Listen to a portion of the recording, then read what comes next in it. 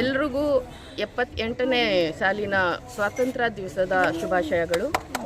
ನಮ್ಮೆಲ್ರಿಗೂ ಈ ದಿವಸ ತಿರ್ಗಾ ನಾವು ಕಾಣ್ತಾ ಇದ್ದೀವಿ, ಅದಕ್ಕೆ ದೇವರಿಗೆ ತುಂಬಾ ಧನ್ಯವಾದಗಳು. ಈ ಒಂದು ಸ್ವಾತಂತ್ರ್ಯ ತರಕ್ಕೆ ಯಾರೆಲ್ಲ ಓಡಾಡಿದ್ದಾರೆ, ಅದರಲ್ಲಿ ಗಾಂಧೀಜಿ ಮತ್ತು ಟಿಪ್ಪು ಸುಲ್ತಾನ್ ಅವರು ಎಷ್ಟು ಓಡಾಟ ಮಾಡಿದ್ದಾರೆ. ಈ ದಿವಸ ಇವತ್ತು ಕಾಣ್ತಾ ಇದ್ದೀವಿ ಅಂದರೆ ಆ ಬ್ರಿಟಿಷಿಂದ ನಮ್ಮ ದೇಶನ ನಾವು ವಾಪಸ್ ಪಡೆಯೋಕ್ಕೆ ತುಂಬಾ ಕಷ್ಟಪಟ್ಟಿದ್ದೀವಿ. ಈ ದಿವಸದ ಮಹತ್ವ ತುಂಬಾ ಇದೆ.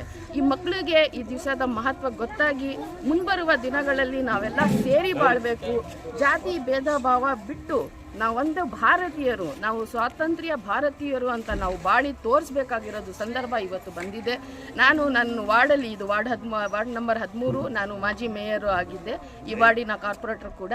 ಮುಂಬರುವ ಎಲೆಕ್ಷನ್ಸಲ್ಲೂ ಕೂಡ ನಾವು ಒಂದಾಗಿ ಸೇರಿ ನಮ್ಮ ವಾರ್ಡಿನ ಅಭಿವೃದ್ಧಿಗೋಸ್ಕರ ನಾವು ಕೆಲಸ ಮಾಡಬೇಕು, ನಾವು ಒಂದಾಗಿ ಕೆಲಸ ಮಾಡಬೇಕು ಅಂತ ನಾನು ಯಾವಾಗಲೂ ಹೇಳ್ತಾ ಇರ್ತೀವಿ.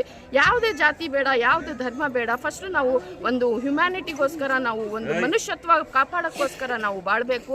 ಅದೇ ಎಲ್ಲ ರಿಲಿಜಿಯಲ್ಲೂ ಹೇಳ್ಕೊಳ್ಳೋದು ಮಾತು ಅಂದರೆ ಅದೇ ಇರೋದು. ಅದನ್ನೊಂದು ಸಾಧಿಸಿ ತೋರಿಸ್ಬೇಕು. ಹಾಗಾಗಿ ಈ ದಿವಸದಲ್ಲಿ ನಾನು ಇದೇ ಹೇಳೋಕ್ಕೆ ಇಷ್ಟಪಡ್ತೀನಿ ಅಂದರೆ, ನಾವೆಲ್ಲ ಸೇರಿ ಬಾಳೋಣ, ಎಲ್ಲ ಅಭಿವೃದ್ಧಿಗೋಸ್ಕರ ಕೆಲಸ ಮಾಡೋಣ, ಈ ಮಕ್ಕಳು ಭವಿಷ್ಯಕ್ಕೋಸ್ಕರ ಕೆಲಸ ಮಾಡೋಣ.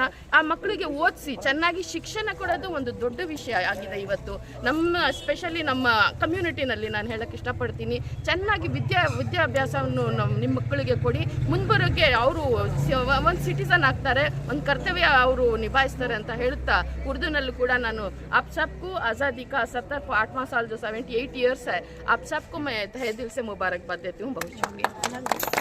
ನಮಸ್ಕಾರ. 78ನೇ ಇಂಡಿಪೆಂಡೆನ್ಸ್ ಡೇಗಾಗಿ ನಿಮ್ಮೆಲ್ಲ ಸ್ವಾಗತ ಮಾಡ್ತಾ ಇದ್ದೀನಿ. ತುಂಬ very is the important day of the today. ಯಾಕೆಂದರೆ ಅನೇಕರು ತ್ಯಾಗ ಮಾಡಿ ಇದನ್ನು ಸ್ವಾತಂತ್ರ್ಯವನ್ನು ತಗೊಂಡಿದ್ದಾರೆ. ಇದನ್ನು ನಾವು ಎಲ್ಲರ ಮಕ್ಕಳಿಗೆ ಒಂದು ಬೀಜವನ್ನು ಹಾಕಬೇಕು. ಬರುವಂಥ ದಿನದಲ್ಲಿ ಅನೇಕರಿಗೆ ಇದು ಒಂದು ಮಾದರಿಯಾಗಿ ನಾವೆಲ್ಲರೂ ತೋರಿಸ್ಬೇಕು.